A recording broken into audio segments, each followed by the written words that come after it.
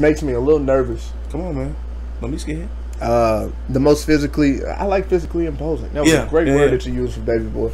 Yeah. We can use that exact sentence, change linebacker to wide receiver, and we can place it in here right now. The most physically imposing wide receiver we've ever seen at Longview High School.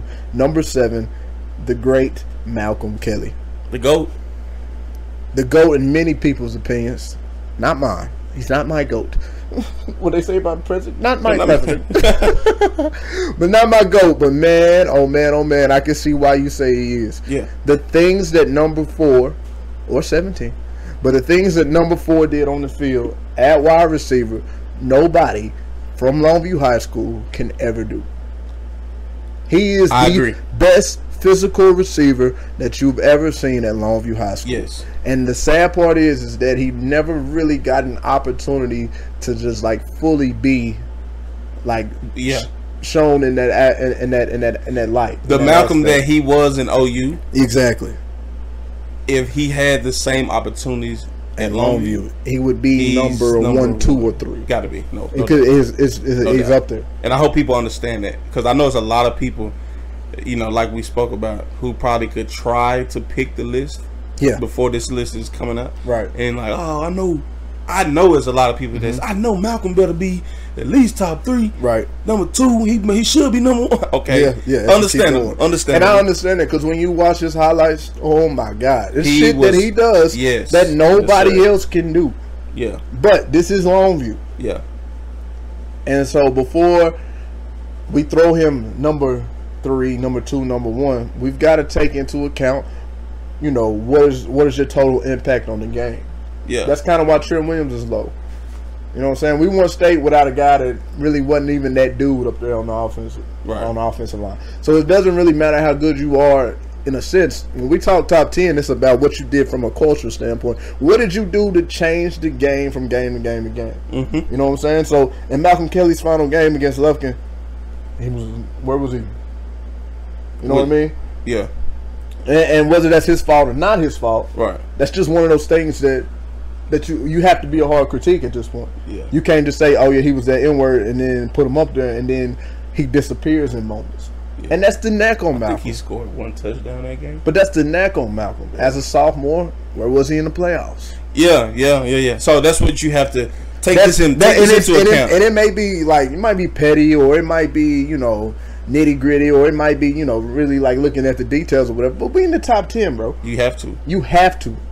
So you have to give everybody they just do. We have to. It's all about fairness. Exactly. But you have to. I mean, you gotta lay it all out. Malcom Kelly, as a sophomore, had a back injury in the playoffs that, you know, he didn't get to play. And I honestly feel like if Malcom could have played, it's a different team. He's not even on the tape. Like, and here's the thing: you watch the 2002 highlight tape, and you forget Malcom Kelly's out there, because after the first 4 or 5 games, it's like, where you go? Yeah. Well, no, he played. He actually played the first game in the playoffs, and he scored on the very first play. Yeah, called it back, scoring. And I think he caught like another long pass. You know, and he did. But then after that, there ain't a highlight of him against Dallas Carter. There ain't a highlight. That's true. There ain't a highlight of him against Spring. And the damn sure ain't a highlight of him against Lufkin. And them three biggest games. And we're talking about the best receiver on the field, even as a 15-year-old. That's a fact. And whether that's coaching, whether that's play calling, whether you can blame whatever you want to, in the biggest games, and you know, but it ain't just his sophomore year. You can say that. That's a fact. You go to the by-district loss against South Garland. Yeah, he wasn't. Yeah. Wasn't there. Yeah, I think he failed a class. Something you know like what I mean? Yeah. Like physically, like one of the best players physically on the field, but the thing is, Malcom disappeared at times. Yeah. You know what I mean? Like deep ball, I don't want to throw it to nobody else but number 4. That's a fact. Throwing a post, I don't want to throw it to nobody else but number 4. A jump ball, I don't want to throw it nobody else to number 4. Yeah. You know, one of the things that a lot of people like to do is they like to compare the guy that came after him, D-Rob, to Malcom Kelly. Right. And it's not even, to me, that's not even a comparison. Because, and I'm not trying to start something. I am, but I'm sorry. It is what it is.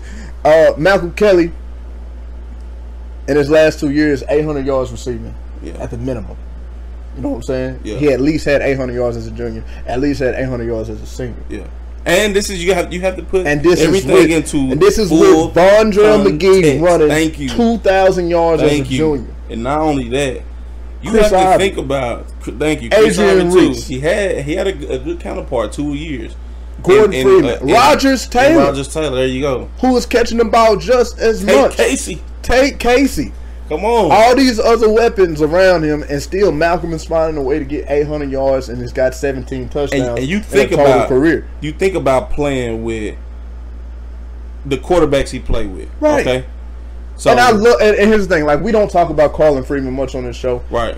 And if we do, it's not really in a positive light when we do talk about him.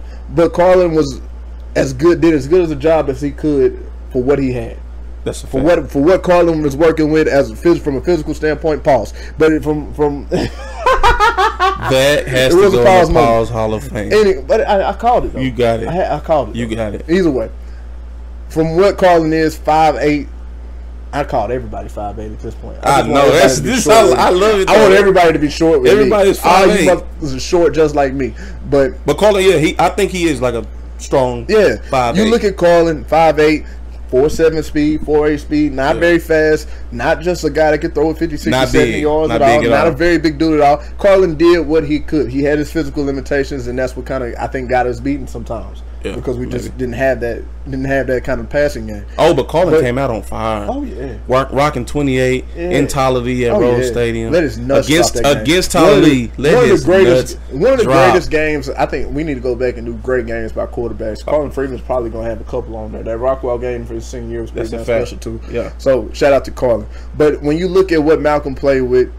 And that's gonna be what everybody's gonna talk about with Malcolm when it comes to what if he would have played with James? What if he would have played with Quincy? What if he would have played with anybody that was a little bit better than throwing the ball down the field and would took more advantage of it? What if he would have played in a spread?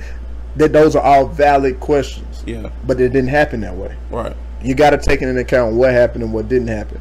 And Malcolm Kelly is like I said, one of the most physically imposing. No receiver better than him from a physical standpoint at all, bar none. No. In Longview history, and there's nobody that even deserves to be on the same stand as him. It's Malcolm, and then it's like, okay, then you can possibly mention a Dorian Leonard, or then you could possibly mention an Eric Hawkins or a D-Rob or somebody that's got physical gifts. Right. You know what I'm saying? But it's Malcolm, and then it's everybody else. Yeah. And I need people to understand that from a physical standpoint, he was that guy. Career-wise, he ain't got enough. He just don't.